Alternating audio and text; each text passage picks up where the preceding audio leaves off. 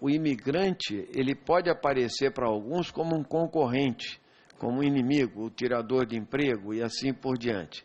Mas atrás disso tem uma outra questão, porque um país de 204 milhões de habitantes não pode estar preocupado com 10 mil, 20 mil, 30 mil imigrantes, né, ou refugiados que sejam.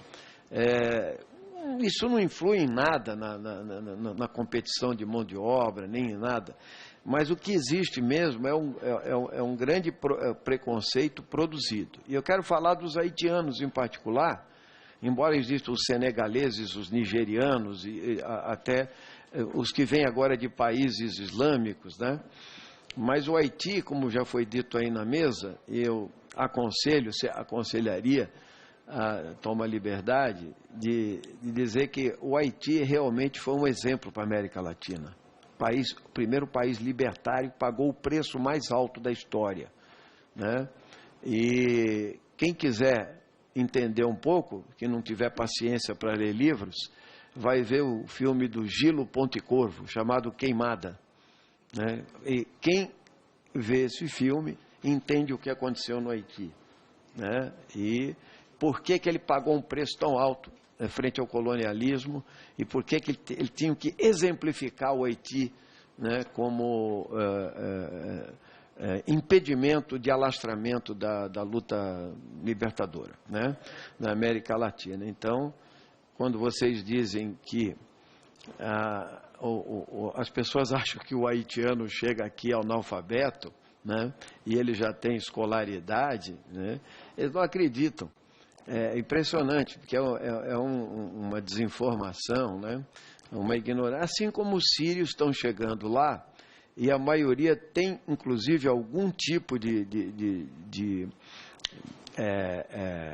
capacidade profissional, falam 2 línguas ou 3, e talvez a Alemanha detectou, né, que é o país que foi o germe do nazismo, né, detectou que ela está com um problema histórico posterior, que é a população não cresce na Alemanha. Vocês estão morrendo mais gente do que nasce. Então, eles estão pensando para 30, 40 anos, para outras gerações, talvez eles tenham aparecido como a nação mais generosa frente a... Mas não é por isso, não, entendeu? Eles estão pensando também pragmaticamente, certo? Mas as cenas que nós assistimos por lá, nós assistimos aqui. E não é só com os haitianos, com os bolivianos. Eu fui da CPI, do trabalho escravo, e nós tivemos várias vezes na periferia de São Paulo e também na Bolívia, em El Alto, onde são recrutados os bolivianos, né? Dizer que os bolivianos ocupam o trabalho dos brasileiros é uma insanidade, entende? Que aquilo chama trabalho escravo. É uma peça produzida na periferia, na zona norte de São Paulo, é vendida na rua José Paulino, que custa R$1, é vendido a R$100 por uma loja de grife, como essas Zaras da vida, certo? E o preconceito que tem também contra os bolivianos na cidade de São Paulo é uma brutalidade. Eles têm uma pouquíssima liberdade de locomoção, as mães andam apavoradas, o preconceito dentro da escola, e ainda não são negros. Os haitianos vão sofrer e sofrem ainda mais pela questão racial no nosso país, que é essa, aqui no Brasil o racismo foi superado, né? Não, mas não foi superado, pelo contrário, entende? Nós temos que fazer um duro combate diuturno, cotidiano nesse país, contra essa lógica, né, do branqueamento, como foi dito aí também na nossa mesa. Então, o que eu queria colocar é o seguinte: o espírito de solidariedade, o espírito de acolhimento, né, de compaixão, como foi dito, mas não é só isso, é um outro patamar de humanidade, né? Quer dizer, a verdade é que com as cenas que nós vimos e com as declarações que eu li aqui, eu diria que a estupidez humana também não tem limites, né? Então é preciso controlá-la, né? Então, para que, como diz aquele humorista, a gente não mande parar a terra para desembarcar, entende? Ou seja, com medo que a humanidade não se recupere. Mas como eu não sou um cético, entende? Eu acho que é o contrário, eu acho que a humanidade faz coisas maravilhosas. É só ir na Síria e ver o que é a cidade de Palmira e tal, e hoje está sendo destruída lá.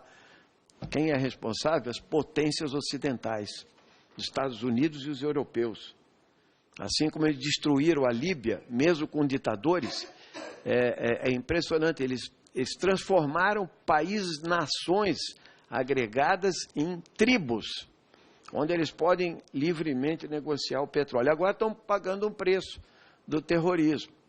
Então, tudo isso tem a ver com política internacional, nacional e etc. Mas aqui no nosso país, em frente a essa questão que está colocada, eu queria particularmente parabenizar o trabalho da Missão Paz, do padre Paulo, lá em São Paulo, que faz um trabalho excepcional, entende? Difícil de ser reconhecido, mas que nós temos certeza que essa lógica do preconceito, que se manifesta de diversas formas, né? Ela precisa ser varrida, mas ela precisa ser varrida também com informação. Informação, quer dizer, quando conhecer o outro, acolher o outro, entender que as pessoas estão aqui para viver, para trocar, para se materializar como um cidadão brasileiro, né? E que eles são pessoas que vieram para cá em sofrimento. Porque quando a gente fala dos haitianos chegando aqui, nós vemos o seguinte: como é que eles chegaram aqui? Não foi por uma política de Estado, não, que nós tratamos diretamente. Vamos ver os navios, como os japoneses chegaram, Takayama, entende? Chegaram em navios italianos, né? Eles vêm incomodar, chegam no Acre e aí sim se dá um jeito e, não pode, entendeu? Nós temos que ter uma outra política. É claro que o problema da imigração é complexo, né? Porque você tem que ter um aparato, você tem que ter uma política globalizante, que é isso aqui. Não é só liberar a fronteira, como agora na questão síria, né? Fala assim, as portas estão abertas, mas é só isso? Tem a barreira da língua, tem a barreira da religião, que é outro problema grave hoje da xenofobia, por meio da religião também, né?